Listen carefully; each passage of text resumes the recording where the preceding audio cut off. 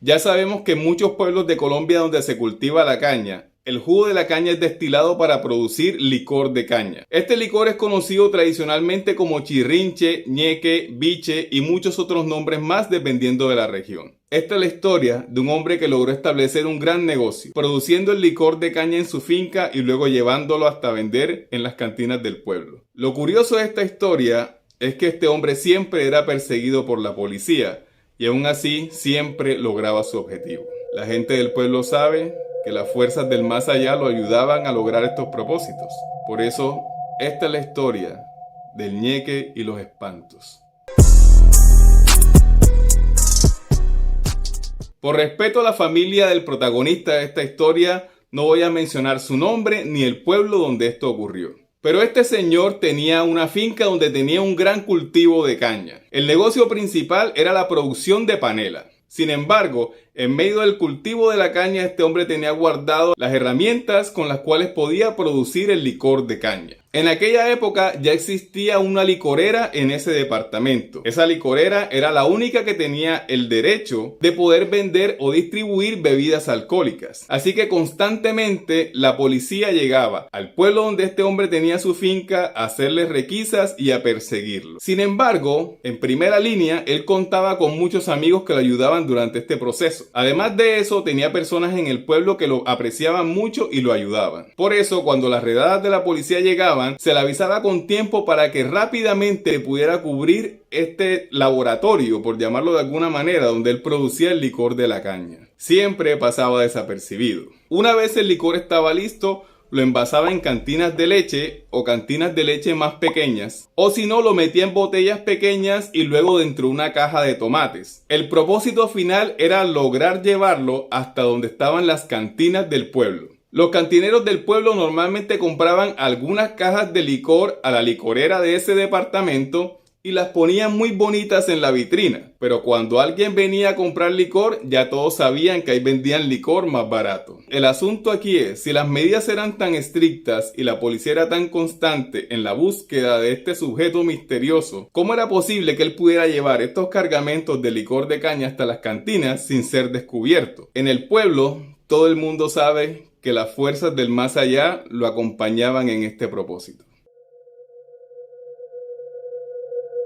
Era de noche, hace aproximadamente 50 o 60 años, en este pequeño pueblo donde no había energía eléctrica y por lo tanto desde las 6 de la tarde todo se oscurecía. Cuando eran las 10 de la noche, las 11 o 12 de la noche, todo estaba muy oscuro. Lo único que se veía en el pueblo eran las luces de las velas que estaban dentro de las casas.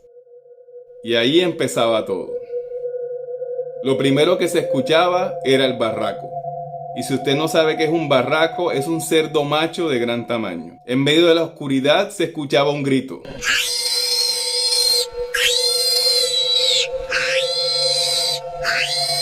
Era como un cerdo combinado con el grito de un hombre.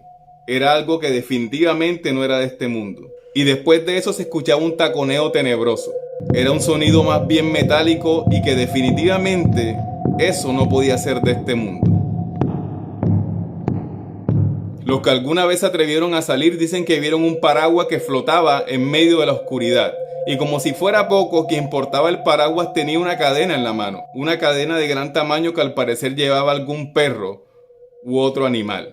En medio de este espectáculo, las personas del pueblo se encerraban, apagaban las velas y todo, absolutamente todo quedaba en silencio hasta que el espanto pasara.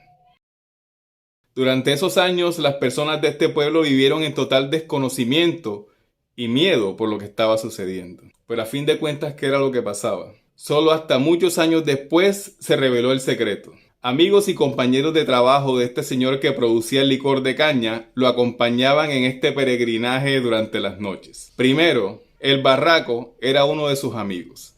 Este hombre aprendió a hacer un grito parecido al de un cerdo, así que se agachaba en el piso y se ponía a ras de piso y producía un grito tan estruendoso que las personas salían despavoridas.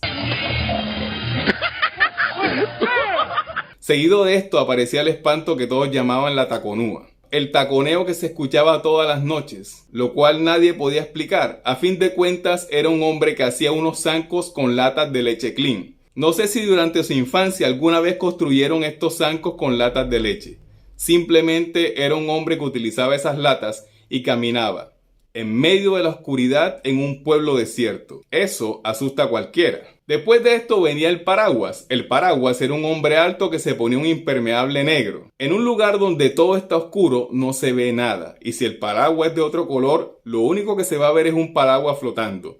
Él llevaba una cadena y llevaba amarrado a otro amigo que era el que hacía de perro. Después de esta procesión de espantos inventados por ellos, más atrás venían los empleados corriendo con el cargamento de licor y lo repartían en las diferentes cantinas. Esta historia de terror simplemente era una excusa para poder transportar el licor de caña hasta las cantinas del pueblo.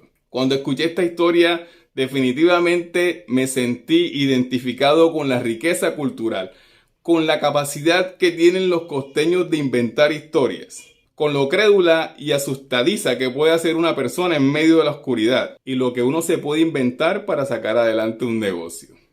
Bastante interesante.